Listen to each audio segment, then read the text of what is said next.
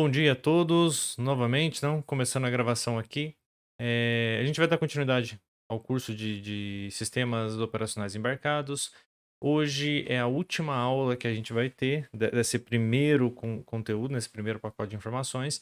A gente vai passar antes de entrar no FreeRTOS, né? Então, até agora, o que a gente fez? A gente trabalhou com conteúdo de um sistema operacional que a gente veio construindo, né? De um kernel, na verdade, a gente veio construindo.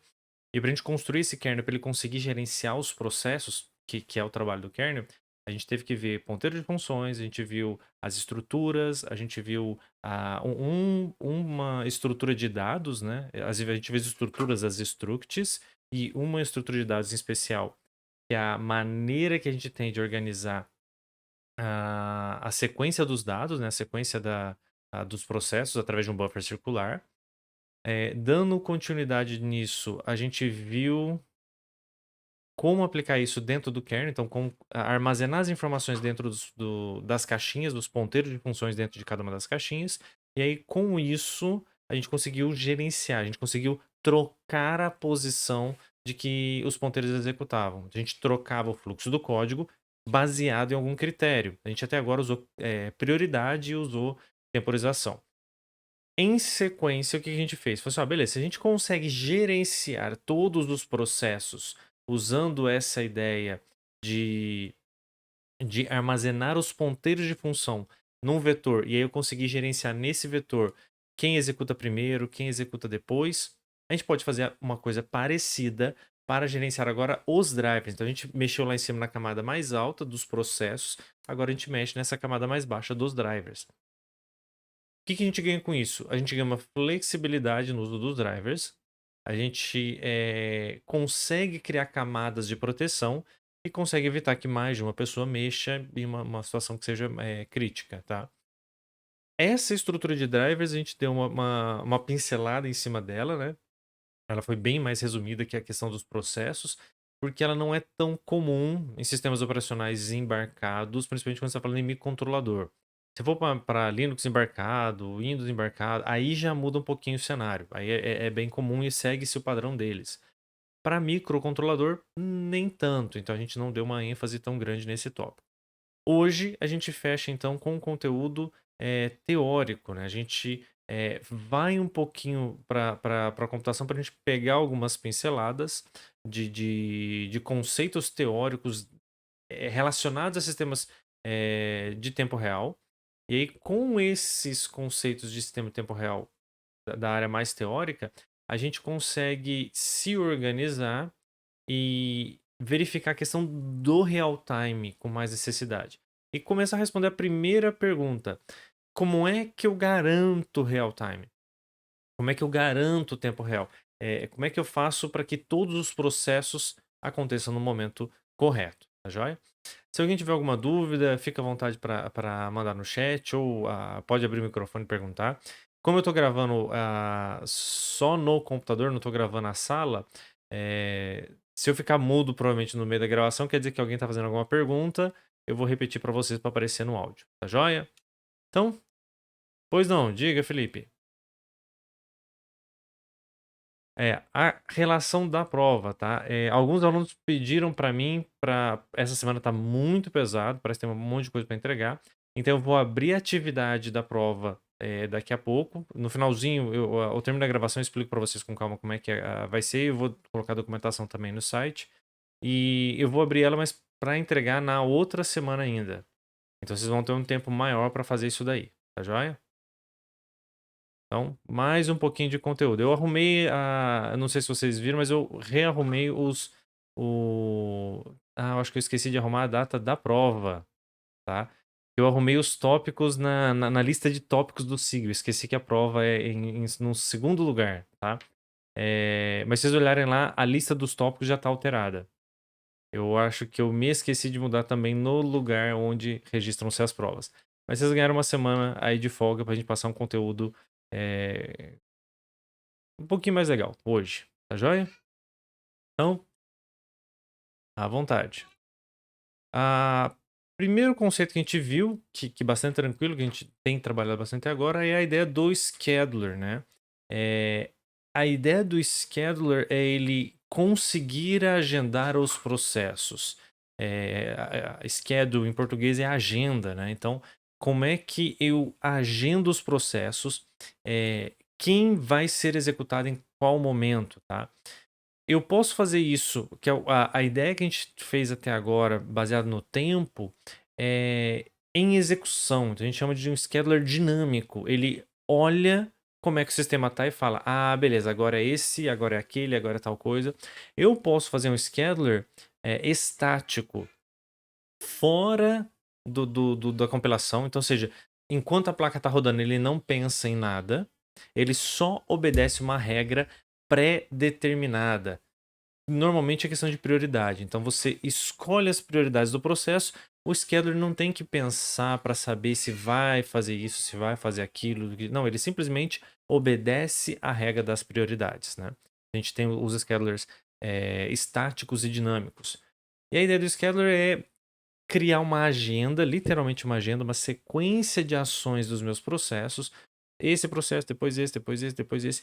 E me provar que essa sequência cabe no meu sistema, que eu vou conseguir atender o deadline de todo mundo. E esse é um problema relativamente complexo de se fazer. Então não é trivial sair fazendo anotação. Para 3, 4 processos é uma coisa. Quando você tem um conjunto maior, a coisa fica um pouquinho mais complicada. A gente vai chamar de scheduler ótimo, um agendador ótimo, aquele que conseguir entregar uma agenda para todos os conjuntos de processos dentro de uma determinada condição. Então, o agendador ótimo é aquele que vai falar para você o seguinte: olha, me dá os processos, me passa todos os processos, me passa os tempos dos processos e eu te entrego uma agenda que funciona. Se eu não te entregar uma agenda que funciona, essa agenda não existe, né? O exemplo que eu sempre falo é: vamos morar em Itajubá e trabalhar em São Paulo. Dá para morar em Itajubá e trabalhar 8 horas por dia em São Paulo? Dá, é só comprar um helicóptero. Em uma hora, 40 minutos você está em São Paulo. Ok, Rodrigo, mas e morar em Itajubá e trabalhar em, sei lá, Londres? Com o meio de transporte mais rápido que a gente tem, ou você vai chegar em Itajubá, tomar um café, pega o avião, vai para Londres, trabalha 8 horas, volta e começa a ficar apertado. Se você começar a colocar mais requisitos, não, tudo bem. Então, vou pegar os jatos supersônicos, né, da década de 90. Tranquilo, 2.700 km por hora ele dá conta. Ok. Mas e eu morar em Itajubá? O morar em Itajubá é dormir em Itajubá, tomar café da manhã, jantar em Itajubá, trabalhar em Londres e ter uma reunião, sei lá, na Austrália, todo dia. Não rola. Chega uma hora que a gente não tem capacidade física de deslocamento para fazer isso funcionar. Obviamente, toda essa questão presencial. Remoto agora mudou completamente o mundo. Mas eu não consigo fazer isso. Eu não consigo executar isso porque eu não tenho tempo disponível. Então, o agendador ótimo, contanto que seja possível, ele tem as suas restrições, ele vai apresentar para a gente uma agenda que que funciona. Eu já comentei rapidamente sobre estático e dinâmico. A ideia da estática é que ele vai calcular previamente as regras. Então, primeiro é esse, depois é esse, depois é esse, depois é esse. Ah, por que é dessa ordem? Tem alguns motivos, a gente vai dar uma olhada mais para frente, mas a ideia é deixar isso pré-organizado. Qual que é a vantagem de pré-organizar isso? Qual que é a vantagem de pré-computar isso? Quando a placa está rodando, eu gasto menos tempo fazendo esse tipo de coisa. Então eu faço um bom planejamento antes, na hora que eu vou executar, a coisa fica mais simples de ser executada. Tecnicamente sobra mais processamento, porque a placa não precisa ficar pensando sobre como ela vai se organizar, ela já sabe e ela executa aquilo daquela maneira, tá? Obviamente eu preciso, né, de conhecimento prévio. Se eu não tiver esse conhecimento prévio de quanto tempo cada um gasta, como é que ele funciona, a gente não consegue executar. Então, se você não consegue ter informação do processo, a priori, antes de começar a executar a placa, você não consegue rodar ele com estático. Ah, então se eu só vou descobrir as coisas na hora, a gente vai trabalhar com dinâmico. Porque na hora ele vai descobrir informações para tomar essa decisão. Então eles vão executar o que a gente chama de runtime. Ele roda enquanto a placa está rodando. Ele determina quando o processador está rodando. Não é em compile time, em tempo de compilação. E não é em project time, que seria no tempo do projeto, enquanto você ainda está planejando como a coisa vai acontecer. Então eu tenho o project, antes mesmo, às vezes, de gerar um código, a gente estrutura e organiza em tempo de projeto. Depois você tem o compile time, que na compilação, às vezes a gente usa o compilador para ajudar a gente a tomar algumas decisões, principalmente com diretivas de pré-compilação. E aí eu tenho o runtime, que é quando a placa está rodando. Tem um custo mais alto, obviamente, o processador vai consumir para poder rodar em dinâmico, mas ele tem as suas vantagens, né? Se você tem sistemas críticos, e aí quando a gente está falando de sistemas críticos falhou alguma coisa, deu algum problema, atrasou um detalhe, alguém morre, alguma coisa queima, pega fogo, tem algum risco, ou então se a coisa é no nível crítico, normalmente a gente não vai para o dinâmico. Por quê? O dinâmico tem uma certa flexibilidade, mas é muito difícil a gente conseguir prever todas as possíveis situações. Então o que a gente faz? A gente vai usar um algoritmo estático. O que o algoritmo estático vai fazer? Ele vai me entregar uma sequência muito bem definida de processo. Então é o 7, depois é o 6, depois é o 5, depois é o 3, depois é o 10, depois é o 12, babá. Depois aqui é o 7 de novo. Aí ele voltou na sequência. Ele me cria essa sequência, essa agenda, esse schedule. Ele agenda todo mundo de maneira estática, então sempre acontece do mesmo jeito. A maioria dos sistemas críticos que a gente tem hoje trabalha com algoritmos estáticos, tá? A gente normalmente não usa algoritmos dinâmicos nessa situação. O dinâmico interessante é quando você tem o soft system. A gente vai falar rapidinho do que é mais a fundo de hard e soft em tempo real. Mas quando você tem sistemas que não são tão críticos, uma falha dá para segurar as pontas. O dinâmico é mais interessante, porque ele te dá uma flexibilidade um pouquinho maior. Você consegue até usar mais da CPU. A gente vai ver com o EDF e o RMS. O que é interessante é, se deu muito problema, é uma coisa que não estava prevista, isso pode acontecer mesmo com o estático, alguma coisa não estava prevista, saiu do controle. Assim, já era, Rodrigo, foi pro buraco. O que faz? Eu posso mudar o sistema para um sistema dinâmico, porque é uma situação que eu não conheço. Eu uso regras mais pesadas para falar o seguinte: no dinâmico, com esse conjunto de regras bem apertadas, esses processos que não podem falhar, eles não vão falhar. Eu vou segurar as pontas. Os outros vão ficar pior ainda.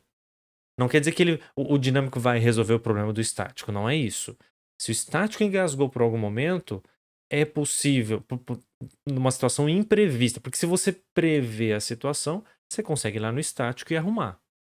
Se você não fala assim, não, mas eu quero ter o plano B.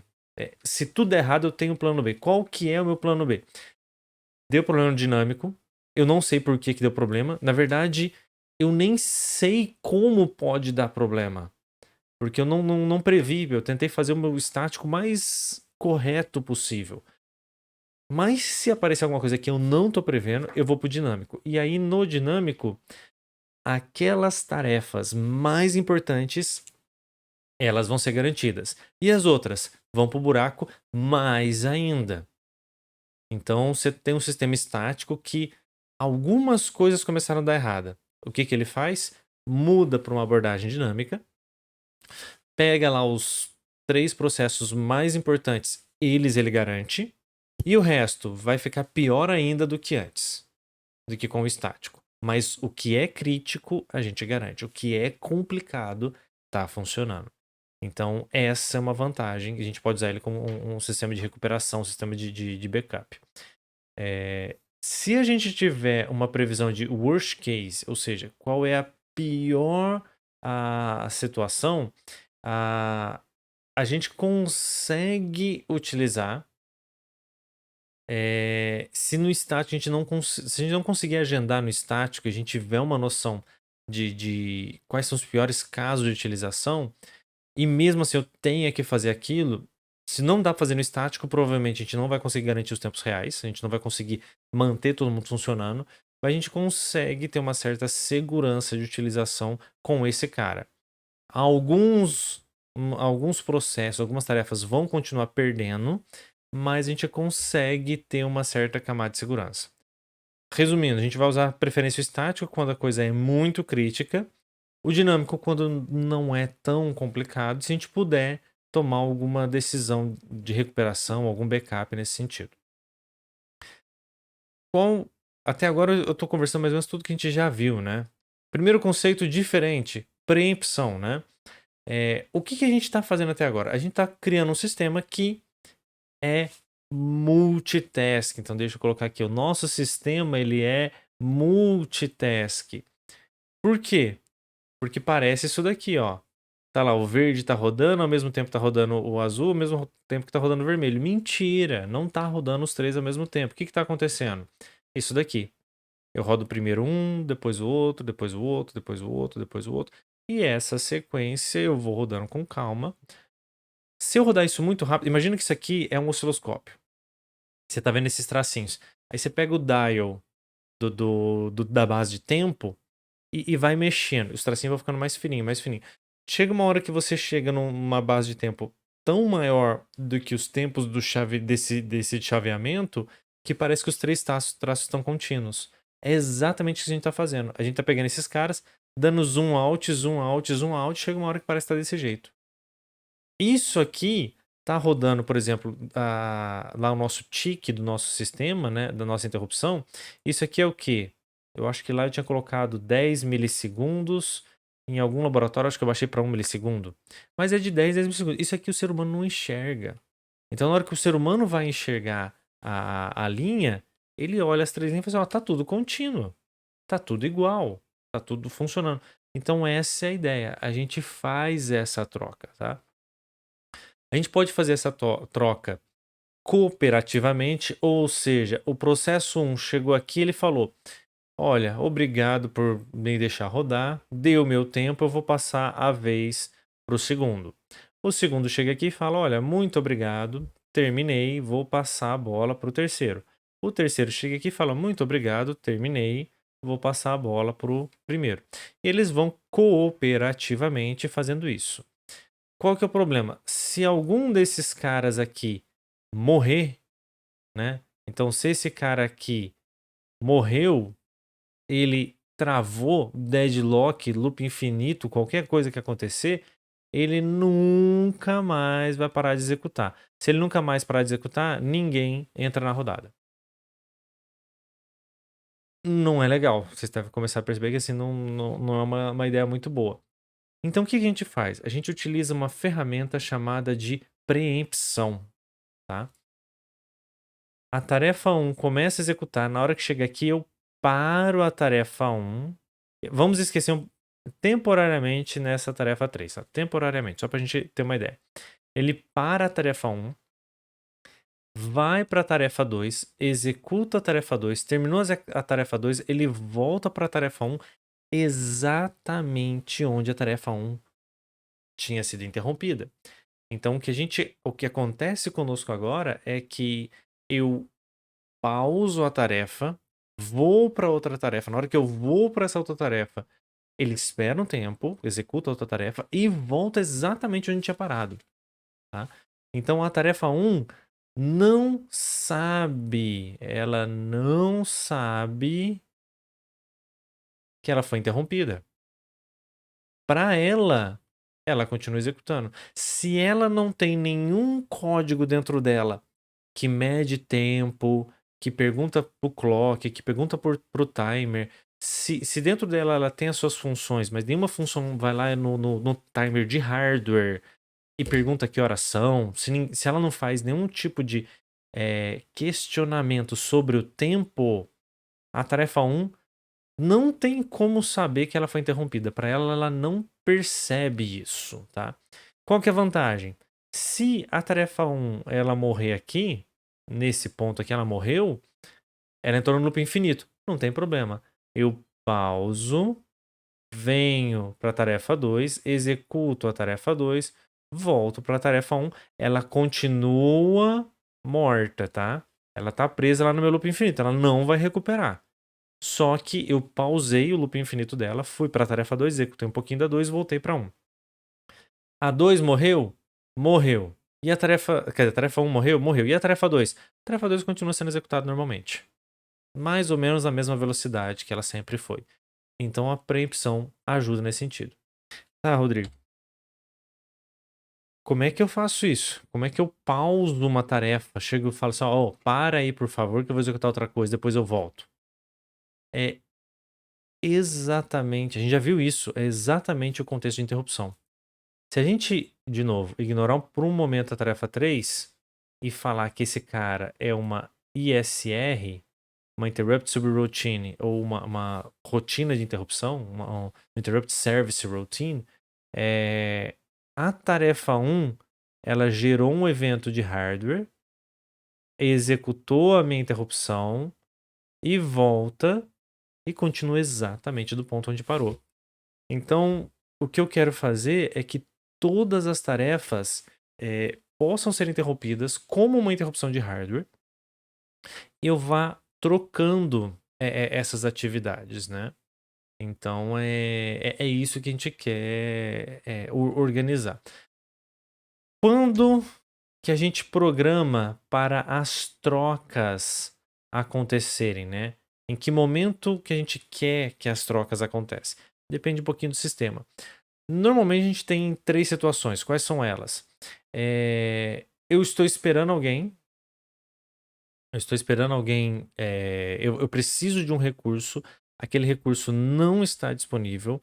Como aquele recurso não está disponível, eu vou ficar esperando. Como eu estou esperando, eu fico no estado que a gente chama de bloqueado, aguardando aquilo, e passo a bola para outra pessoa.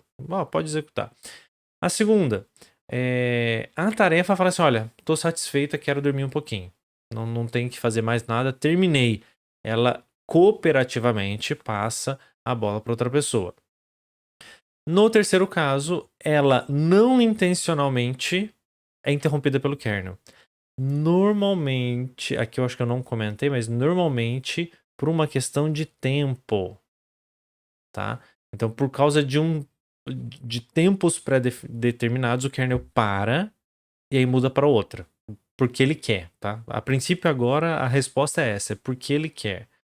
E trocar uma tarefa com a outra, a gente chama isso de context switch, ou a switching, né?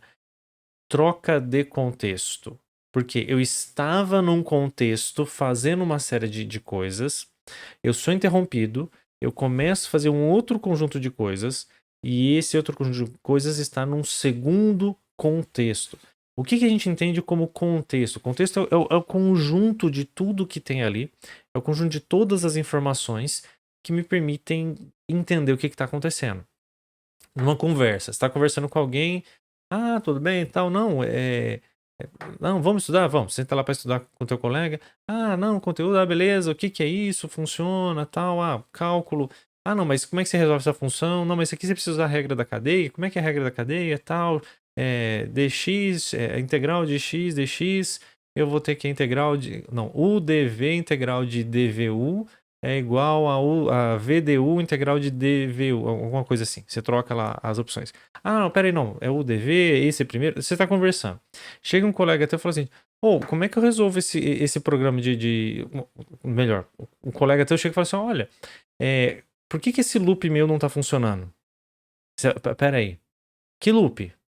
Não é essa questão aqui. Qual questão? Não, questão de programação aqui, ó. Esse loop aqui meu não funciona. Eu rodei aqui e não está funcionando. Você tem que parar com por isso que eu contei uma historinha, né? Das integrais.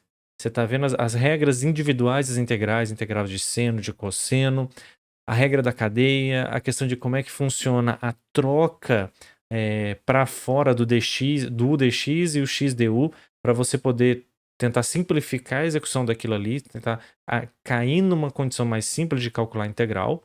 Você para tudo aquilo, vira e fala, peraí, computação, programação, loop, tá, qual linguagem? É C? Tá, linguagem C.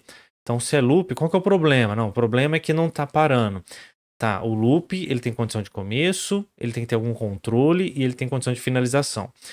Onde é que você está checando, ou qual que é a sua variável de controle? É o i? É um for de i de tanto a tanto? Ah, ou é um while? E aí você tem um while x igual a alguma coisa. Ah, beleza. Onde o x está mudando dentro dessa variável?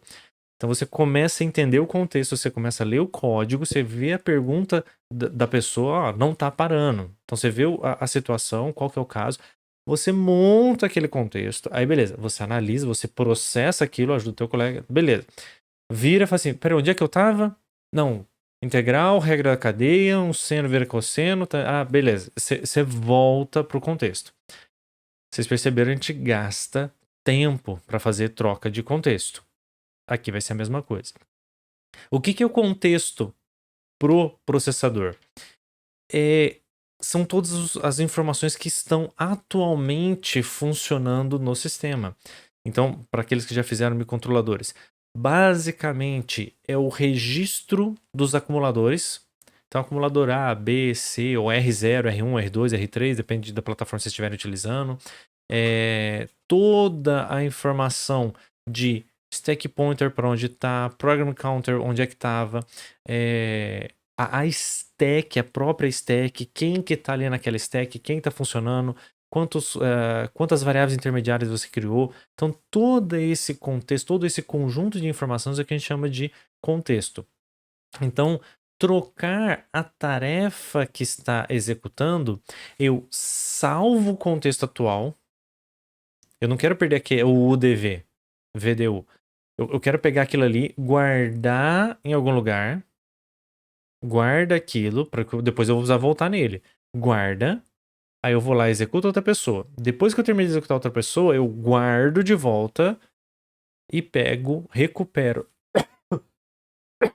Desculpem. Eu recupero aquela primeira informação e continuo executando aquilo ali. O conjunto de informação, o contexto de uma tarefa, a gente vai chamar de TCB ou PCB. Task Control Block ou Process Control Block. Então, o Task Control Block vai ser todas as informações da task que me garantem que eu consigo voltar a executar ela de onde ela parou. Tá, Rodrigo, como é que eu faço isso? Por nossa sorte, nós temos uma coisa muito legal que se chama Hardware Interrupt. Ou até mesmo um Software Interrupt. Mas o mecanismo de interrupção, ele é muito legal. Por quê? O que o mecanismo de interrupção vai e faz? Você tem uma tua atividade rodando, ela tá ali, executando, tá, beleza? Na hora que gera a interrupção, então você gerou uma interrupção aqui, o que ele faz? Ele vai lá no stack e começa a salvar automaticamente na stack todas as informações importantes. Endereço de retorno, variáveis dos registros, ele vai lá e empilha na sua stack todas essas informações. Na hora que empilhou, ele para aqui, executa a atividade, terminou, então ele vem aqui empilhando. Terminou, o que ele faz? Ele desempilha e continua de onde você parou. No desempilhar, ele consegue fazer isso daí. Então, a interrupção ela já faz a maioria do que a gente precisa. Vamos pegar um processador genérico, né? Um processador exemplo. Essa parte aqui de baixo é a minha memória, a minha stack, onde meus programas estão armazenados. E essa parte aqui de cima são os registros da minha CPU. Então eu tenho uma arquitetura muito simples, né? Eu tenho aqui o Program Counter, que é onde eu estou executando, em qual endereço está sendo executado agora. Eu tenho um acumulador, aqui é só um acumulador A, é só um registro. Eu tenho um código de registro, de condição, zero, flag, que a gente usa para o branch, zero, non-zero, overflow, interrupt, enable, disable. Então eu tenho lá as minhas variáveiszinhas. E eu tenho o stack pointer. Nesse caso, nesse primeiro quadradinho aqui, o que está acontecendo? O meu stack está apontando para esse endereço. Quer dizer que aqui está o topo do meu stack. Aqui está o topo do stack. Ele está executando o código no endereço 32. Então, aqui tem 3 pontinhos, né? Mas lá em algum lugar da memória, você tem lá o teu endereço 32. Ele está executando esse cara. Então, ele está executando esse carinha aqui. Tranquilo. Estou executando nesse endereço, que é o 0x32. Eu estou aqui. E eu estou fazendo alguma conta e por acaso tá na conta, tá o número 02 na conta. Tá lá no acumulador A, tá o valor 02. E ele tá executando. Acontece uma interrupção. Aconteceu uma interrupção. Ele vai salvar o contexto. Ou seja, ele vai pegar todas essas informações e vai jogar aqui para mim. Exatamente assim.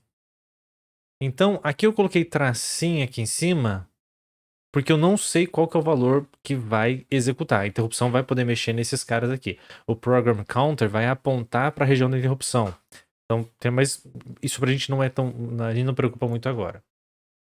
E o stack está apontando aqui para o começo. De modo que, se a interrupção terminar agora, o que ele faz? Ele vai pegar esse conjunto e vai jogar aqui para cima. Ele recupera o que está em amarelo, salva de novo na CPU.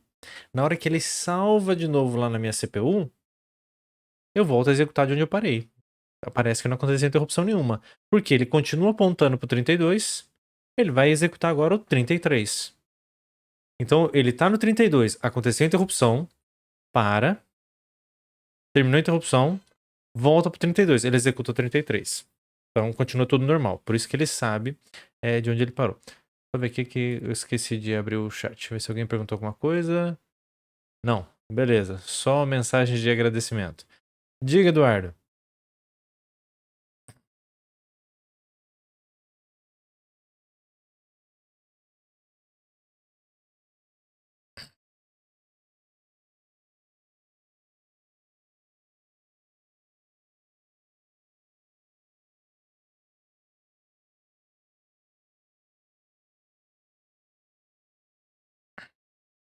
Tá, então vamos com calma a pergunta. Se eu estiver usando um kernel, a pergunta é, se eu estiver usando o kernel, eu não posso deixar que isso aconteça, porque senão eu vou salvar isso, eu vou pegar esses caras, vou salvar aqui embaixo e vou estragar a stack e o kernel vai ficar perdido. Então ele não vai. E aí eu vou ter interrupção, gerando interrupção. Posso fazer isso? Na verdade é isso que acontece. Mas a gente organiza a casa um pouquinho. Primeiro, interrupção de hardware tradicional, tá? É esse aqui, tá ali, é o amarelo normal. Aconteceu interrupção, vai para algum lugar, salva na stack, executa a interrupção, volta no inicial. Não atrapalhou nada. Ah, mas se aqui no meio interromper de novo? Se aqui no meio interromper de novo, esse cara vai subir, vai parar aqui e ele vai salvar aqui os dados da segunda interrupção. Se eu tiver uma interrupção que interrompeu uma interrupção. Então ele vai para um segundo nível. Na hora que ele voltar, ele volta um nível, volta para a primeira interrupção. Na hora que terminar, ele volta para o nível base, que é para quem estava rodando. Ah, mas isso aí depende se o seu processador suporta interrupções aninhadas, né? Eu esqueci o nome agora em inglês. Não é stacked interrupt. Daqui a pouco eu me lembro, mas são interrupção que interrompe interrupção, né? Vários processadores permitem isso. Normalmente, os processadores não permitem interrupção reentrante. É a interrupção A interromper a própria interrupção A. Explico. A maioria dos processadores permite alguma coisa do tipo: a interrupção do teclado aconteceu. No meio da interrupção do teclado, que eu tô olhando qual tecla o cara apertou, chegou uma coisa da serial. Ele interrompe e vai lá ver a da serial. Ele termina a serial, volta pro teclado e continua. Às vezes é por prioridade. Então, se o teclado da prioridade é maior, aconteceu da serial, ele não interrompe. Mas permite isso. Agora, chegou um byte na serial, eu vou lá ler o que acontece. No meio do caminho chegou um segundo byte. É a mesma interrupção? Ele não deixa ela se interromper. A maioria dos processadores funciona assim. Então, nesse primeiro contexto, tá ok. Mas o que eu quero que o kernel faça? Então, eu vou dar uma pausa, Eduardo, rapidinho da sua pergunta. Vamos ver o que o kernel faz pra gente ver se isso vai dar problema ou não. Eu tenho a primeira atividade rodando, acontece a interrupção, eu salvo todo mundo. No meio do caminho, qual que é a malandragem? Eu troco esse cara. Ele tava apontando pra cá, eu falo assim: não quero mais apontar pra cá, eu quero apontar pra cá. Opa, apontei pro outro lado. Na hora que eu apontei pro outro lado, se eu saio da interrupção, ele o processador ele é burro, ele só faz o que a gente mandou. É pra sair da interrupção? Olha onde tá o azul, pega o que tá embaixo dele e sobe. Recarrega o que tá embaixo dele. Então, nesse caso, ele vai recarregar isso e, notem, eu estava executando o programa da linha 32. Agora estou executando o programa na linha 3A. Eu estava executando na 32 com o valor 02, mas agora eu estou executando na 3A com o valor 12. No meio desse cara, eu fiz uma conta que deu overflow, o zero flag estava ligado, o half overflow estava ligado, ou o negativo estava desligado. Então você tem os bitzinhos de controle. O que aconteceu? No novo processo, por exemplo, eu acabei de começar a executar ele, tá tudo zero, nada tá acontecendo. Então ele trocou o processo para lá. Depois de um tempo, pode acontecer uma segunda interrupção. O que ele vai fazer na segunda interrupção? Ele vai pegar esses dados, vai salvar, voltou. Depois, ele faz o contrário, ele troca o 2A, o A2 por AA. Ele volta para cá. Na hora que ele volta para cá, eu saio da interrupção. O que ele faz? Recarrega o primeiro pacote. Então ele voltou no estado onde ele vai continuar do 32. Então eu estou executando o 32, eu ia executar o 33, deu interrupção. Para, salva, vai pro próximo, carrega o 3A. Ele começa a executar o 3A. Ele executa o 3A, o 3B, o 3C, o 3D. Opa, deu interrupção. Ele para no 3C. Lembra que aqui ele vai continuar executando, aqui ele vai mudar, vai ficar um 3C. Na hora que ele salva, aqui tava 3C, vai vir um 3C aqui. Ele troca o ponteiro da stack, em vez de apontar para o vermelho, agora aponta para o amarelo. E recarrega. Recarrega o quê? Com 32. E aí no 32 ele executa exatamente onde ele tinha parado. Diga, Felipe.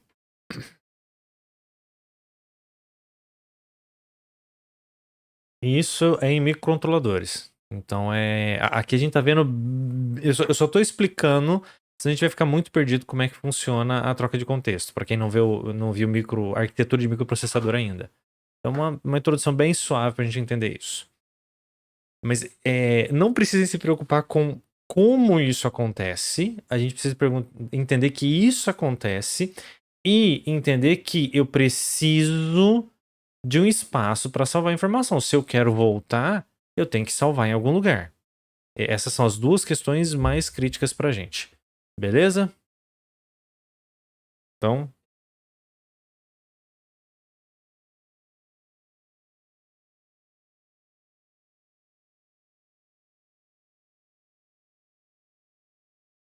muito bom.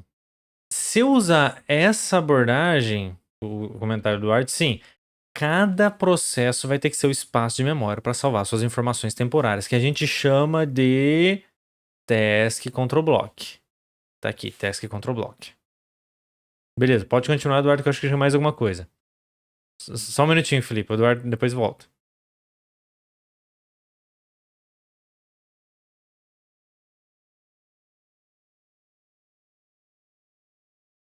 Nesse caso, se a gente fizer isso, a gente perde o poder de usar o stack pointer. Primeiro, em linguagem C a gente já não usa o stack pointer. Tá? Mas se eu for usar essa abordagem, eu estou usando o stack pointer para servir como um indicador de qual processo está sendo executado naquele momento. Ele me ajuda a fazer isso. Então, se eu usar uma estrutura dessa de troca de processos e a troca de processos salva esses dados na stack e eu uso o stack pointer para saber quem que está executando, eu não posso usar ele para mais nada. Corretamente. Você não pode mais mexer com ele. Mas e se eu precisar do stack pointer para continuar fazendo isso? Decide. Ou você usa para isso, ou você usa para outra coisa. Não, mas eu preciso dos dois. Então você acha um processador que tenha dois stack pointers, tá? Tem coisas parecidas. Então, normalmente você vai ignorar o stack pointer e vai começar a usar esse cara pro kernel. E aí, se você precisar de alguma coisa parecida com o stack pointer, você pode dar um pouquinho mais de trabalho. Mas, por exemplo, no HCS 12, você pode usar o ix como um indexador. E aí você consegue com o ix fazer mais ou menos a mesma coisa que você faria com o stack. Tá? Tranquilo, Eduardo? À vontade.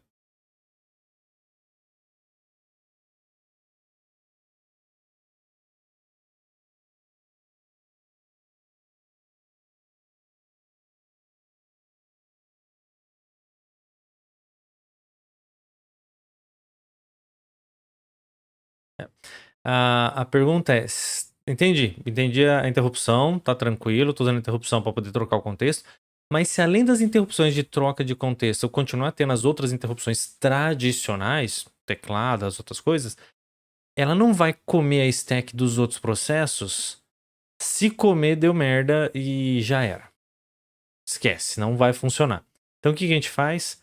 A gente tem que, para cada um dos processos, reservar uma quantidade de memória suficiente para absorver as interrupções gerais. Então quer dizer que todo o processo vai ter a sua região de memória? Vai. Mas em todos eles eu vou ter que guardar não sei quantos bytes para poder segurar as pontas das interrupções? Exatamente. Não, mas eu vou gastar memória para arrebentar. Você quer comer de graça? Não tem mágica. Você tá ganhando um benefício, você tem que pagar alguma coisa. Eu já tinha comentado que o kernel vai comer memória e processamento. Processamento todo mundo entendeu. Agora vocês começaram a sacar por que ele vai comer memória. Por isso que você instala o Windows, não tem nada rodando e tá comendo 500 MB da RAM. Tá? Sim, uma extrapolação bem estúpida, né? Mas é isso, eu preciso de espaço. Então eu pago com espaço essa abordagem. Existem alguns processadores, se eu não me engano, o Renesas, o RX 87. Não sei se é RX 87 78. Ele tem uma estrutura interessante. Ele tem 4 hardware stacks. Então, em vez de você pegar a sua memória e fazer os stacks, ele tem 4 pacotes de stack de hardware separados. Então, o que você faz? Você roda, tá rodando o primeiro, você fala, quero trocar o processo, muda de stack para o stack 2. E aí, como isso é em hardware, você não precisa mudar o ponteiro de stack, você só fala qual barramento que você está usando. Na hora que você muda para o barramento 2, ele automaticamente fez tudo isso para você. Nossa, que beleza. Só que você só tem 4. Então você pode ter no máximo 4 processos. Só que se você tiver até no máximo 4 processos, muito fácil trabalhar, muito mais rápido trabalhar e muito mais eficiente. Mas, obviamente, tem a questão de custo-benefício. Aí você não tem problema das interrupções temporárias, das interrupções separadas, de colocar pilha, disso. Ele resolve, só que ele te limita numa outra estrutura. Então, é exatamente isso. A gente está pagando o custo. Ok, Eduardo? Felipe, você tinha alguma coisa pra perguntar? Ou era a mesma dúvida do Eduardo? Tá tudo certo agora?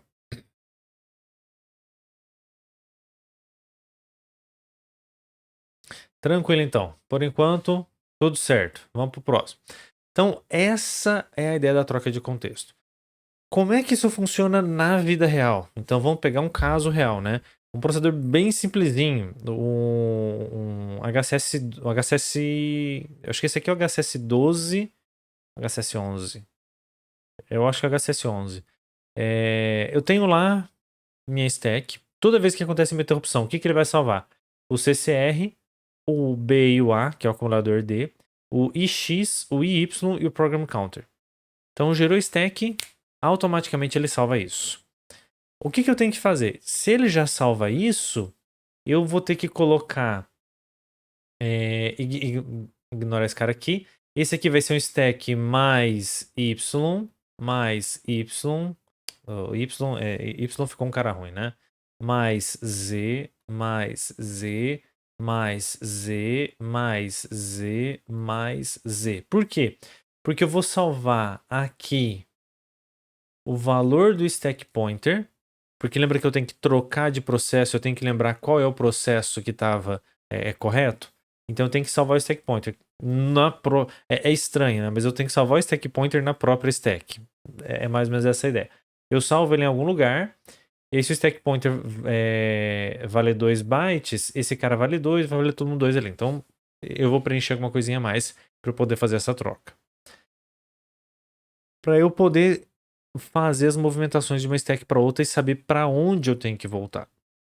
Então, beleza, como é que isso funciona? Esse aqui é um código que faz exatamente isso. Interrupt, ou seja, essa função é executada em contexto de interrupção.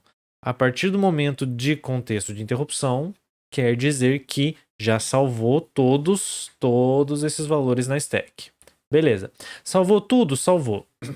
Eu tenho que saber agora para onde a stack está apontando.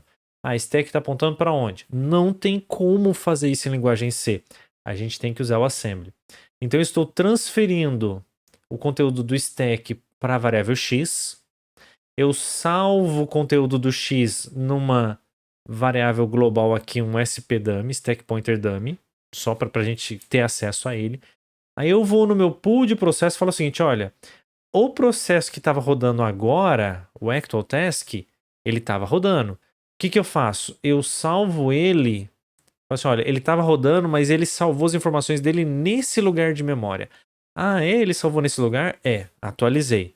Eu falo, olha, ele estava rodando, mas agora ele não necessariamente vai rodar mais. Ele está pronto para rodar, porque eu interrompi ele estava rodando, ele está pronto para rodar, mas eu parei.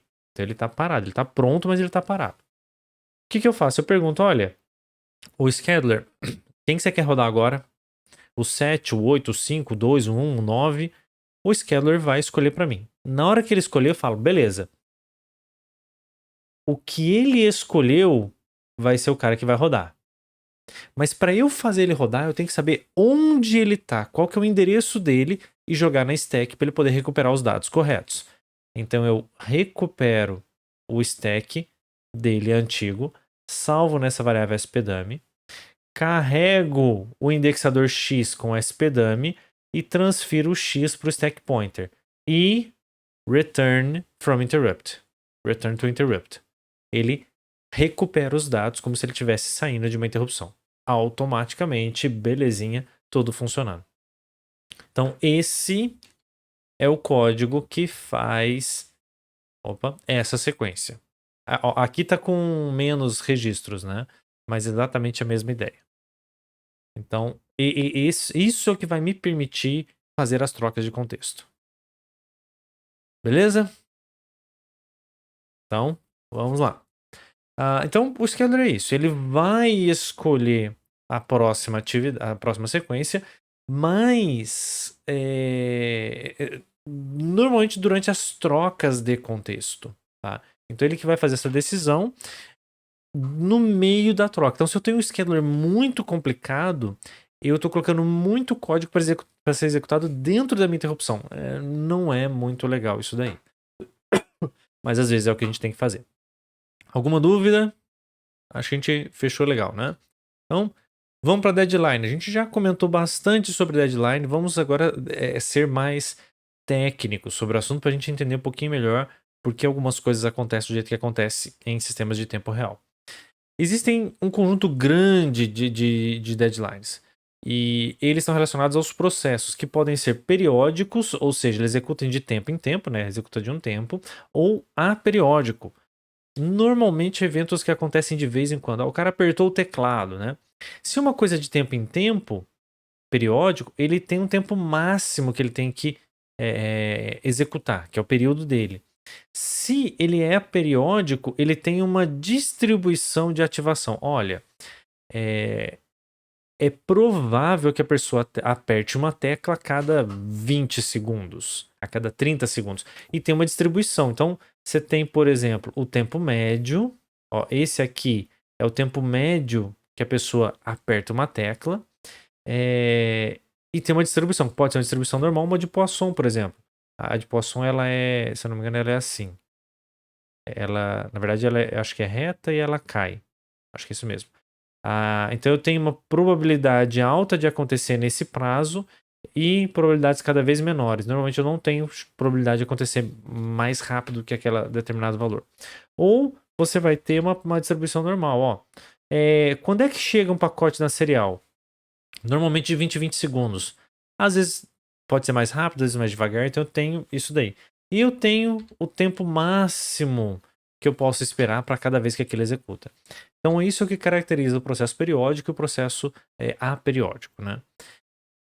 Para eu garantir que as coisas funcionem, então, entre a invocação do processo, seja porque o aperiódico startou ou chegou no tempo do periódico executar, eu tenho, então, esse tempo e um deadline.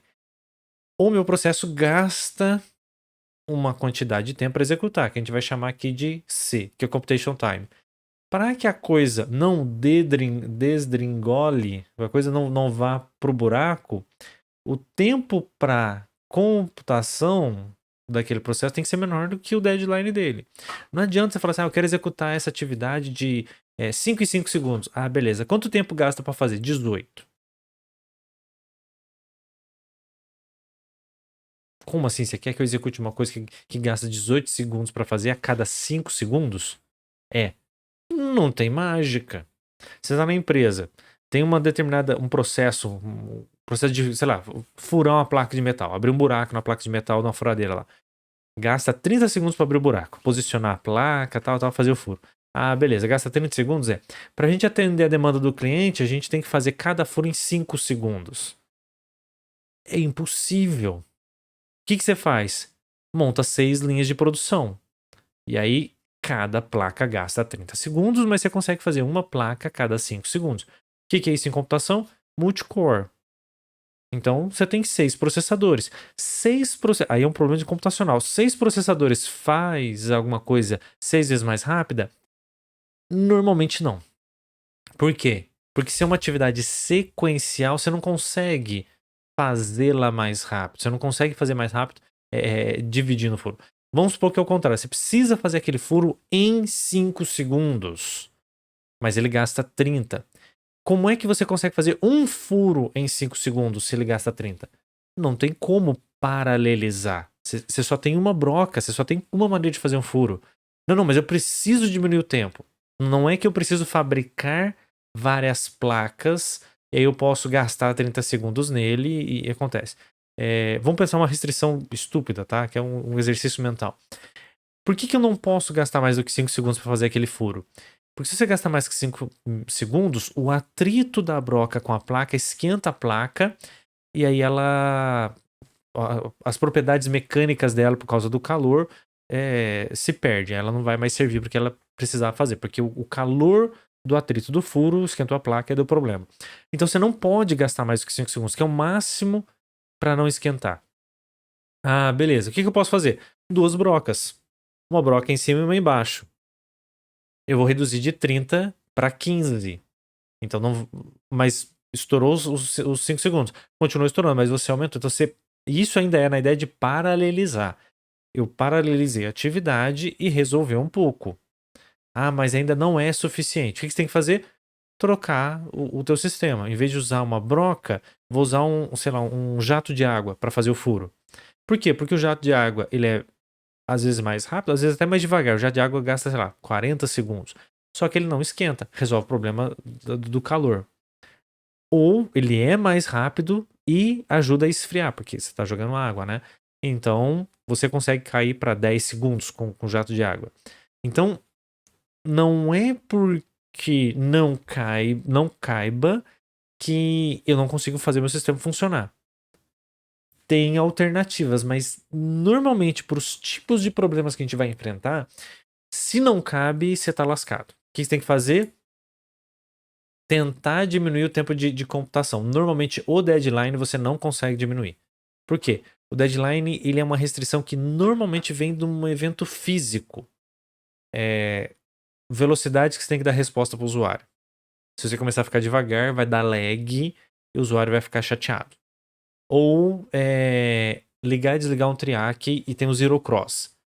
Os 60 Hz da rede não espera. Não dá para eu chegar e falar assim, ô, energia elétrica, pera aí. Esse ciclo, dá para você atrasar um pouquinho? Você falar para energia elétrica atrasar um pouquinho o ciclo, é você chegar e falar, o rotor de Itaipu, tem como você rodar um pouquinho mais devagar? O rotor de Itaipu, se você desligar, ele gasta dias para parar de girar. Se você cortar ele e deixar ele rodando livre, não é centenas de dias, né? Eu acho que é várias horas, eu acho que chega a alguns dias, 2 dias, talvez, para ele parar a rotação, para poder dar manutenção naquilo.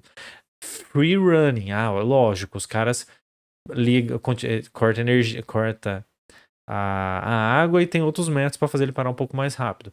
Mas a massa é muito grande. Do sistema brasileiro é gigante. Então, você não atrasa os 60 Hz. Então, não tem como. O deadline não tem como. O que você fazer? Você tem que tentar calcular mais rápido o que você precisa calcular para poder ligar e desligar na hora certa. Arruma um processador mais rápido. Verifica se a sua conta você não tem alguma maneira melhor de fazê-la. Verifica se você não pode pré-computar. Em vez de executar, se a conta é sempre a mesma, você pode pré-calcular e deixar salvo numa tabela os resultados. Você vai lá, pega o valor e acelera essa capacidade. Então, isso tem que ser verdadeiro. Para todos os processos, não tem mágica. Atrasou um processo não dá conta, você não consegue atingir aquilo lá.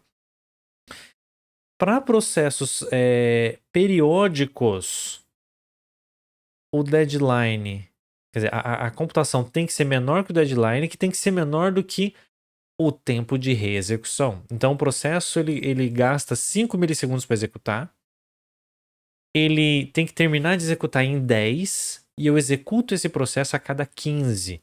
Beleza, check. Tá tudo certo aqui. Então, não tenho problema com isso.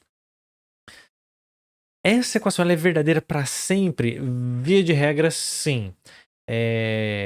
Mas eu tenho alguns tipos diferentes de deadline. Eu tenho 2 tipos. Eu tenho o hard deadline e eu tenho o soft deadline. O que é o hard deadline? O hard deadline é aquele. Atrasou, morreu. Não tem mágica, tá? Adiantou ou atrasou, já era. A maioria que deve ter jogado Super Mario, né? Você tá correndo, tem um gap, tem um buraco. Você tem que pular aquele buraco. Pulou muito cedo, morreu. Pulou muito tarde, morreu. Então, você tem o tempo certinho, você tá andando. Deixa eu até desenhar aqui, ó. Tá lá. O bom do Super Mario é que você desenha um buraco assim, é igualzinho, né? Tem um chapéuzinho daqui. Pulou muito cedo, morreu. Pulou muito tarde, morreu. Você não vai conseguir fazer o pulo. Então, ou muito tarde ou muito cedo, já era. Não tem condição. Então, eu tenho um tempo certo que se eu pular nesse período, tá ok. Pra trás morreu, pra frente morreu. É exatamente essa ideia aqui. Que a gente tirou lá do artigo teórico, funcional, belezinha. Esse aqui é o buraco do Super Mario. Ele tá aqui, bonitinho. Ó, rabisco lindo. Aí eu tenho. Caiu, aqui tá fora. Aqui não tem como. Então, esse é o tempo que a gente tem ótimo. Se demorar muito é ruim. Se demorar, se for antes também é ruim. Bem tranquilo, tá? De entender. E é esse o resultado. Triac, acionamento de triaco, SR, que liga na rede. Eu quero no Zero Cross. Então, eu tenho a minha onda. Eu quero aqui no Zero Cross. Para quê? Para minimizar o consumo de potência, para ele não esquentar. Atrasou, você tem V diferente de 0. potência diferente de zero. Esquenta, temperatura sobe. Adiantou, você tem V diferente de zero, você tem potência diferente de zero, a tua temperatura está subindo. Então não tem mágica. Atrasou, adiantou, já era. A gente tem o soft deadline, né? Não, desculpa. Isso aqui atrasou, morreu. Quer dizer, atrasou, adiantou, morreu, atrasou, morreu. Na vida real, a coisa pode ser não necessariamente assim.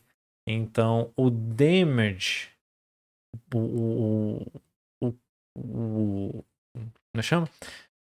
O impacto que você vai ter no sistema, o estrago que você vai fazer, atrasou. Se você atrasar um pouquinho, ele vai esquentar um pouquinho. Não é um estrago muito grande. Mas se você continuar fazendo isso muitas vezes, você pode começar a ter problemas mais graves. Ou seja, é um damage. É é um dano. Você danificou o sistema.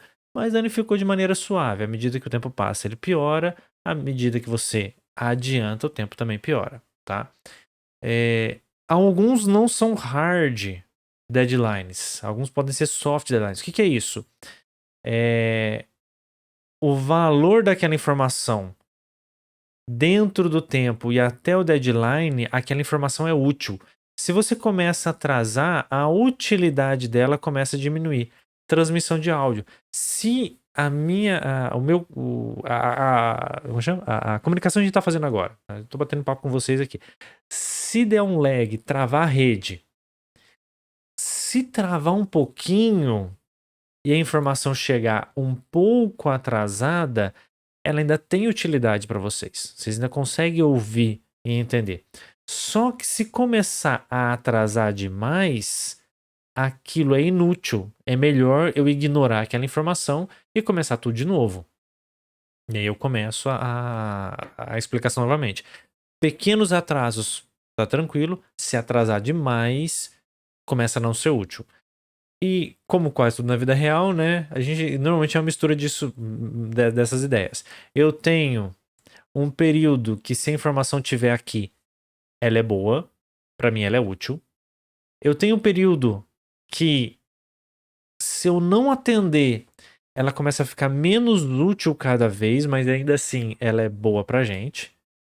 Tem um período que se eu executar ela aqui, tá tudo certo. Ela não me traz benefícios, mas ela também não atrapalha o sistema. Agora, se eu perder esse prazo, eu começo a danificar o sistema.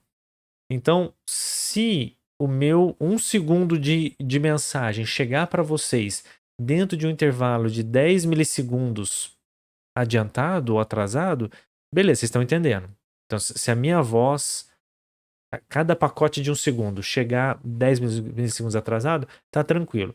Se chegar 30, tô chutando esses valores, tá? Mas é para vocês terem uma ideia. 30 milissegundos atrasado, de boa, vocês conseguem entender, vai ter um lag, vai ter uma desincronização entre voz e imagem, mas a gente consegue conviver. Se chegar 1 segundo atrasado, um pacote de 1 segundo chegar 1 segundo atrasado, dá para sobreviver. Mas assim, não é útil para vocês e não é inútil, porque você descarta aquela informação. Porque já chegou outro pacote, não tem porquê aquele outro. Então ele não atrapalhou nem ajudou. Agora, se chegar 1 ano atrasado, a prova já foi, o conteúdo já foi, você já tomou pau, já era, já foi, o dano já aconteceu. Chegar atrasado aquela informação não vai resolver sua vida. Então eu tenho essas estruturas de deadline. Beleza, já que eu tenho esse cenário, como é que eu garanto que eu consigo executar todo mundo no tempo que eu quero? Essa é uma pergunta não nova, tá? Isso a gente está perguntando desde 1970. Porque quando a gente começa a fazer os primeiros sistemas digitais, computacionais, né, que começaram a ter requisitos de tempo real. Então a gente começa a ter necessidades de executar as atividades com tempos muito bem definidos e que atrasar esses tempos vai explodir tudo. E o pessoal fala assim, como é que eu faço isso? Então, 1970, 1980, no zóio. vai lá, ajusta, não ficou bom. Vai lá, ajusta de novo, não tá legal. É a técnica de Monte Carlo, tá? É o nome formal disso aqui é Monte Carlo. A técnica estatística de Monte Carlo. Como é que funciona a técnica de Monte Carlo estatística? Você chuta, deu errado, você chuta de novo. Deu errado, você chuta de novo até acertar, né? É exatamente. Depois vocês dão uma pesquisada, como é que funciona a análise estatística para Monte Carlo. Você vai chutando um monte de dados, você vê quantos deu certo, o que deu certo você usa, o que deu errado você descarta. É o que o pessoal fazia aqui. Ia fazendo a tentativa e erro no ajuste. Em 1980, aqui já começa a ter algumas teorias, tá? Principalmente uma muito importante do Liu de 73. Mas ela começa, 1973, mas ela começa a ser utilizada assim, no ambiente real mais pesado na década de 80. Então aí a gente começa a ter um conjunto mais interessante de utilização. E aí o pessoal partiu para sistemas com prioridade fixa e criaram metodologias em cima de sistemas com prioridade fixa e falou: olha, assim funciona, manda bala que vai dar certo. Em 1990 a gente começa a ter uma adoção em massa desses caras em ambientes extremamente críticos. Então, todo o sistema de GPS ele é atualizado por um scheduler de prioridade física chamada Rate Monotonic em 1990. 94, acho que o pessoal publicou o artigo. Então deve ter atualizado 92, 90 alguma coisa, 91. Em 94 eles publicam o resultado disso. Eles atualizam todo o sistema de GPS de todos os satélites que a gente tem da constelação americana com o sistema de RMS, né? Então, para gerenciar os tempos e os atrasos. E notem, o GPS, como é que ele funciona? Ele funciona por diferença de mensagens, né? Então, tenho dois satélites, tenho lá, cadê? Eu tenho dois satélites, parecem duas balas, né? Então, lá, dois satélitezinhos. E aí eu tenho aqui na Terra um carinha aqui. As minhas habilidades de desenho estão ótimas, estou aprendendo com a minha filha, né? Então, o que acontece? Ele pergunta, que horas são? Aí ele pergunta pro satélite 1, pergunta pro satélite 2. O satélite 1 fala, são 7 horas e 10 minutos. O satélite 2 responde: são 7 horas e 11 minutos. Mas espera aí. Se eu fiz a pergunta na mesma hora, quer dizer que ela foi e voltou, e ele falou que é 7 e 10. Aqui foi e voltou e falou que é 7 e 11. Quer dizer que eu tenho um delta de tempo de atraso. Então quer dizer que esse cara aqui gastou 1 minuto, 1 segundo, né? 1 segundo a mais. Se ele gastou 1 segundo a mais, quer dizer que ele está 1 segundo mais longe. Eu sei esse delta x é fixo. A velocidade de tempo de transmissão de dados é fixa, que é mais ou menos a velocidade da luz, né? Na verdade, a velocidade do sinal de radiofrequência. Se a velocidade é constante, eu consigo calcular quanto vale esse x1, quanto vale esse x2, sabendo a distância que eu estou sabendo esse lado, então, sabendo esse lado do triângulo, sabendo esse lado e esse lado, eu sei a posição que essa pessoa está. Isso é a trilateração, tá? Não é triangulação. Triangulação é medição de ângulo. Trilateração é quando a gente usa os lados do triângulo para poder fazer a medição da posição. Então, baseado no tempo. Só que não atrasa 1 segundo para chegar. É alguns milissegundos. Eu não sei se é micro ou milissegundos. A velocidade é muito baixo. Quer dizer que se esse cara tiver um software que atrasa um pouquinho, você vai sair de casa às 5 horas da tarde, liga o Waze para chegar em casa, 20 minutos depois, você tá em São Paulo, quer chegar em casa, você saiu, sei lá, da Zona Norte para a Zona Sul, 2 horas depois você chegou no Espírito Santo. Se tiver um atraso de um deadline de alguns microsegundos, tá? Ele vai calcular completamente errado sua posição, você não vai chegar em casa de jeito nenhum seguindo o Waze. Então, falar que eu tô atualizando todos os GPS com RMS, cara, esse cara tem que ser bom. Ele tem que me garantir. E a vantagem é, ele me garante matematicamente. Essa é a beleza do algoritmo. Então, O Liu e o Leyland propõem em 1973 o problema e fala, olha, a gente tem problema de garantir tempo de task. Só que ninguém sabe fazer isso. Então, se ninguém sabe fazer isso, o que é a primeira coisa que a gente faz? Vamos definir o escopo do nosso problema, tá? Eu só tenho um processador. As tarefas são todas bem comportadas, elas gastam o mesmo tempo bonitinho. Eu sei qual que é o tempo das tarefas. Então essa tarefa gasta tanto tempo a executar. Eu sei o período, todas as tarefas são periódicas, e eu sei de quanto em quanto tempo ela quer executar. Então a gente é um problema bem simples, se você imaginar. Mas é uma análise, foi a primeira análise, ninguém sabia onde começava. Então, olha só, se tudo isso for verdadeiro, e analisando matematicamente, a gente chega à conclusão que a utilização do processador, que é a soma da utilização individual de cada processo. O que é a soma individual de cada processo? Que é quanto tempo eu gasto para fazer a computação daquele processo dividido pelo tempo, período que eu quero executar. Então, eu tenho uma atividade que gasta 1 segundo e eu quero executar ela a cada 10 segundos. Isso aqui dá 0,1, que significa 10% do processador, eu estou usando ela. Eu tenho uma segunda tarefa que gasta 2 segundos e eu quero executar ela de 3 em 3 segundos. Isso quer dizer que 2 por 3 eu tenho 0,66. 66% da CPU eu estou gastando para o processo 2. Então aqui eu tenho o processo 1, aqui eu tenho o processo 2. Consigo rodar esses dois processos juntos? O primeiro gasta 10%, o segundo gasta 66%, que vai dar 76%. Beleza. Esse valor nunca pode ultrapassar 100%. Sem chance. Não dá para ultrapassar em 100%. Senão é fisicamente impossível. Quer dizer que a soma de todo mundo tem que ser menor do que 1. E isso é regra física, tá?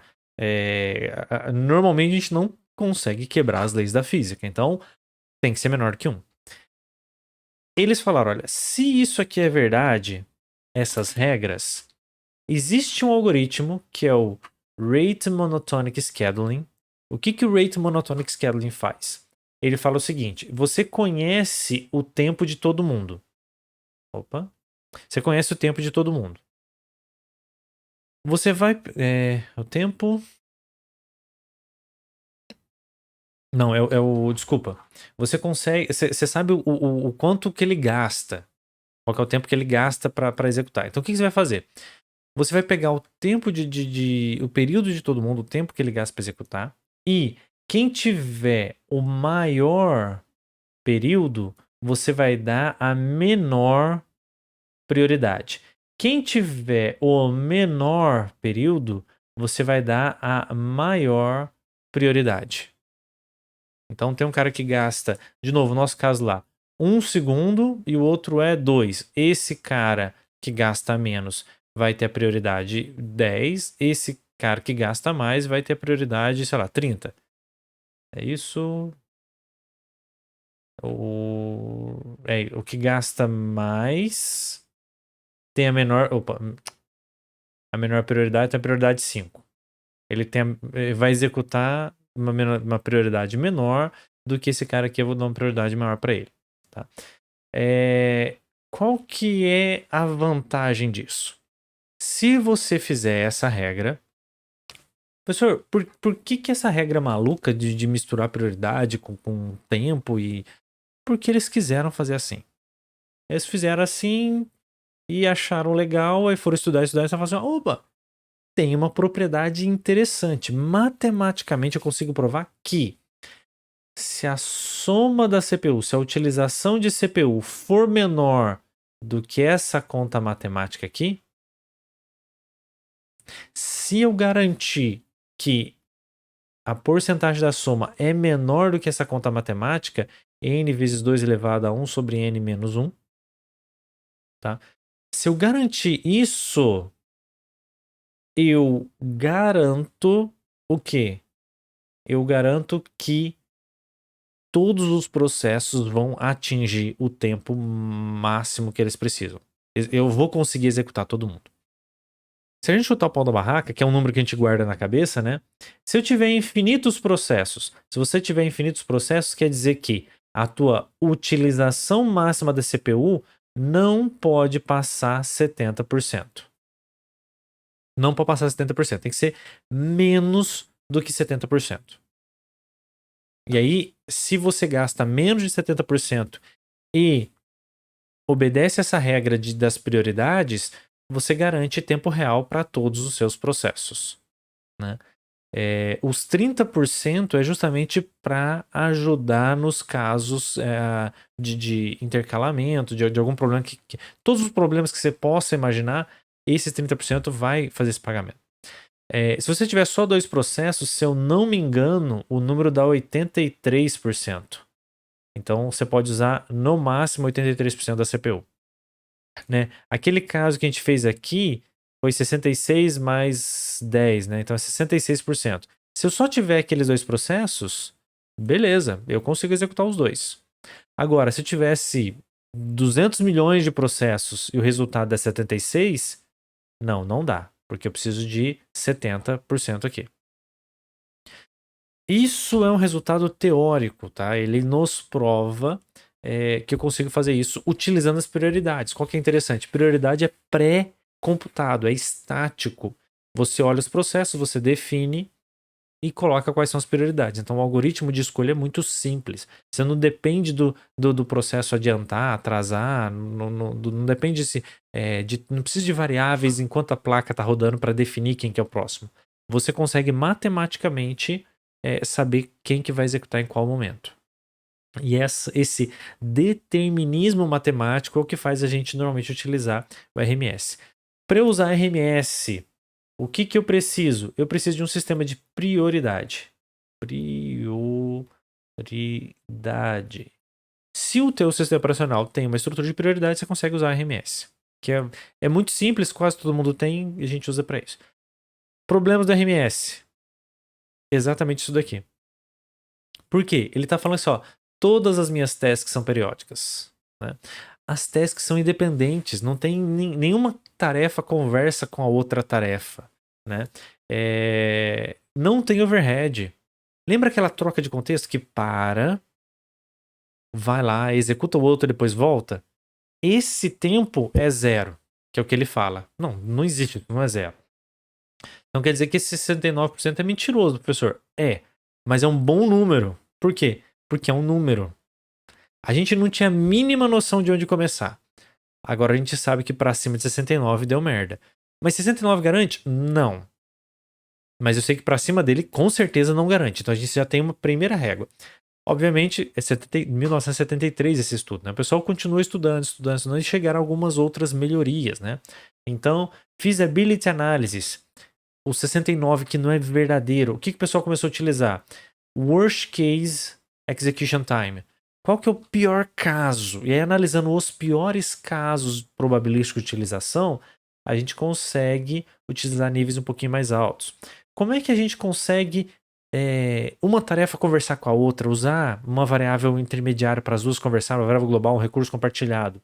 A gente usou estruturas de herança de prioridade. A gente vai ver a inversão de prioridade no FreeRTOS. E tarefas que não são periódicas, tarefas que acontecem aleatoriamente. A gente usa um sistema de servidor de tarefas, servidor de tarefas aperiódicas. E se a coisa der muito errada, se estourar por algum motivo, alguma questão, a variabilidade no tempo, que só vai estourar se você tiver um tempo não constante de execução, que é o que acontece. Como é que eu trabalho com esses tempos não constantes? Sabendo como trabalhar, eu consigo dar uma relaxada. Não preciso usar o worst case. Eu consigo dar um ajuste, porque nem a probabilidade que aquilo vá tudo acontecer na pior situação possível é baixa. E mesmo assim a gente consegue estruturar algumas coisas de prioridade, mesmo nesses piores casos. E por fim, a gente já tem processador barato. Os ESP32 estão aí, né? O processador extremamente baixo custo e já é dual core. Daqui a pouco a gente tem quad-core, né? A linha IMX da Freescale já tem dual core, quad-core. um preço um pouquinho mais salgado, mas a gente já tem esses caras para rodar. Então, tá começando a ser comum eu ter multicore. Como é que eu analiso isso em cima de multicore? Então, tudo isso o pessoal tem estudado, dá para implementar e transforma o RMS num algoritmo muito bom da gente analisar. Um algoritmo muito bom, uma ideia muito boa da gente utilizar. Por isso que se vocês forem trabalhar, é muito comum o pessoal chegar e falar assim, não pode gastar mais que 70%. Aí você põe até lá uma maneirinha de calcular e estruturar isso daí. Por que vem do RMS? Só que ele não é verdade. Tem vários fatorezinhos aí que a gente pode analisar com calma para fazer com que isso funcione com calma. Mas essa é uma linha de pesquisa muito grande e bem estruturada. Do lado dos algoritmos estáticos, né? A gente acaba usando e concentrando muito no RMS. Para os dinâmicos, a gente utiliza um cara que a gente chama de Earliest Deadline First, que é o algoritmo que eu apresentei para vocês no kernel, que a gente construiu até agora. Olha o tempo de todo mundo, vê quem é que está mais próximo de ser executado, quem tem o pior deadline e executa aquele cara primeiro. A gente trabalha no kernel para simplificar o start do processo. A gente não analisou o deadline do processo, que seria o start mais o delta de processamento. Então precisaria mexer um pouquinho, mas o conceito é esse. Não dá para calcular previamente, porque quando a placa está rodando, o que eu faço? Eu olho para todos os processos e falo: quanto falta para você executar e qual que é o seu deadline? Quanto falta para você e qual que é o seu deadline? Eu analiso essas questões e aí eu escolho quem que é o próximo. Eu consigo fazer isso. Vantagem: eu consigo chegar no 100%. Eu não tô travado no 70%. Eu consigo pensar em ir mais alto para o 100%. Mas ele gasta mais processamento, porque ele tem que olhar todo mundo. Então, assim, eu consigo olhar 100% se o overhead é zero. Só que eu tenho overhead, eu tenho algumas questões nesse caso. E aí as prioridades elas vão ser proporcionalmente inversas a quanto tempo me falta para executar aquela atividade. Quem falta pouco tempo, prioridade mais alta. Quem falta muito tempo, prioridade mais baixa. A gente não utiliza ele porque é um pouco difícil você garantir essas estruturas de deadline para todo mundo, medição de tempo, é um pouquinho mais complicado. E por ele depender de quem está rodando, em quanto tempo está rodando, e quanto que falta para rodar, se alguém travar, você perde. Se você tiver alguma alteração, é difícil você prever. Na verdade, esquece a alteração um pouquinho. Alteração no segundo momento, mas sim, é difícil prever o comportamento. Ele não é determinístico, que vai depender do que estiver acontecendo, porque os processos são não determinísticos. Ele tem um if que você vai executar dependendo se chegou ou não comunicação de serial. Então, não tem como prever. Você pode fazer uma probabilidade. Se chegar, ele vai gastar mais tempo. Se não chegar, ele não precisa fazer tal coisa, é mais rápido. Então, isso é variável. Então, vai depender realmente do que você estiver fazendo. Do que você estiver executando. Não dá para bater o martelo e falar, ó, é assim, não é assim. A sequência, então ele é não determinístico. Tudo que é não determinístico para sistema crítico, você fala, é não determinístico. Então, se der uma sequência de coisas ruins, esse cara vai ter um problema um pouquinho maior. Ele consegue se recuperar mais fácil, mas a gente vai ter um problema um pouquinho maior. Como é que a gente implementa, né? Beleza. Eu entendo agora que o RMS, usando a prioridade, fazendo essa análise matemática dos tempos, me garante que todos eles vão atingir o deadline. O EDF, que é o que a gente. É bem parecido com a filosofia que a gente utilizou até agora. Ele me garante que todo mundo vai executar. Por quê? Porque quem estiver mais perto de executar, ele vai lá e executa aquele cara primeiro. Né? Então, se o tempo de utilização, se você não está estressando o seu processador para usar mais de 100%, você vai dar conta de executar todo mundo. Tem uns detalhezinhos aí, o EDF, mas a gente não vai preocupar muito com ele, não. Mas os dois algoritmos me garantem. Porque com a troca de contexto, se alguém estiver atrasando, ele consegue pausar aquele cara. E se chegou uma outra pessoa que tem uma prioridade maior, ele executa aquele cara primeiro. Então, mesmo que alguém trave, a preempção me ajuda a garantir que quem é o mais crítico vai executar primeiro e vai estar tudo certo. Então, isso me dá essa tranquilidade de execução. Então, como é que a gente implementa? Como é que a gente garante com esses algoritmos o tempo real das atividades? Que é o que a gente vai ver com o FreeRTOS nas próximas aulas, depois da prova. Então, semana que vem a gente não tem aula. Eu vou reservar o espaço para vocês poderem fazer a prova, né? Mas vai ser aberto, então vocês conseguem fazer ao longo das próximas 2 semanas. Mas se estiver muito ocupado, o horário da aula está reservado especificamente para isso. Então a gente vai verificar o RMS e o EDF, tá? Só ver uma coisa agora que eu perguntei. Na verdade, eu acho que eu vou fazer uma pequena alteração, tá? Que dia 28 eu não vou poder dar aula, então dia 21, quer dizer, vou abrir a prova para vocês fazerem, mas dia 21 eu adianto a primeira aula e pra gente não correr o risco de perder. Então, a semana que eu ia furar para dar o espaço da prova para vocês fica pro dia 28. Aí eu ajusto, eu vou ver certinho, vou ajustar para vocês para não ficar complicado. Mas a aula que vem então não cai na prova, na primeira prova. A aula que vem não cai na prova, mas eu adianto ela pra gente não perder uma semana de aula. Voltando então, como é que a gente implementa isso? Primeiro, verifique se você pode usar RMS e EDF no kernel que você está usando. FreeRTOS, NutX, Linux, Windows, a maioria deles, de todos esses, te permitem usar o RMS, que ele precisa de uma estrutura de prioridade. Muitos poucos te permitem o EDF. O Linux permite o EDF, de cor que eu me lembro, só ele.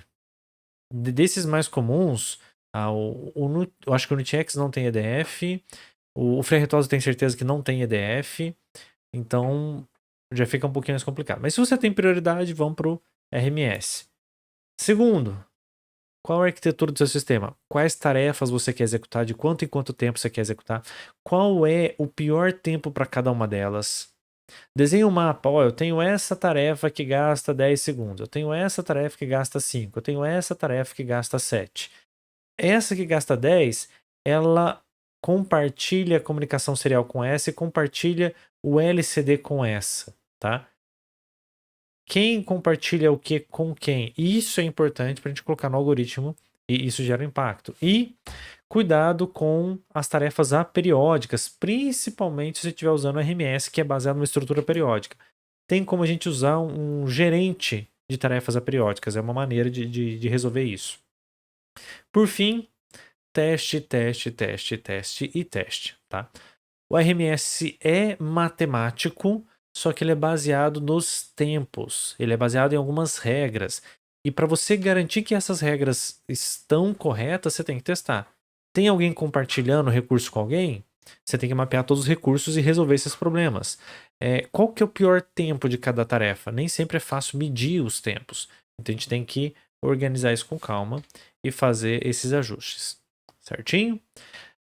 Tendo um bom algoritmo de escalonamento, um RMS e uma estrutura baseada em prioridade, definindo corretamente a tua arquitetura e conhecendo os processos, você consegue garantir que as atividades, que todas, a ideia do RMS é essa, você consegue garantir que todas as atividades atingirão o seu prazo. Todas, professor? Todas. Todas. Todas. Mas e se eu não precisar de todas? Se tiver um conjunto que é importante e o resto tanto faz.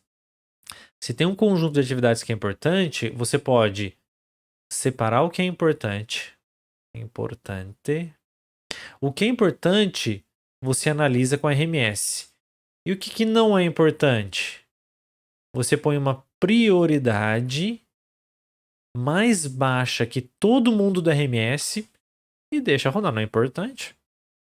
Quer dizer que você vai ter um conjunto de processos, você tem um conjunto de processos que estão lá no meu RMS, que estão rodando, e você tem um conjunto de processos que só vai executar quando esse cara liberar.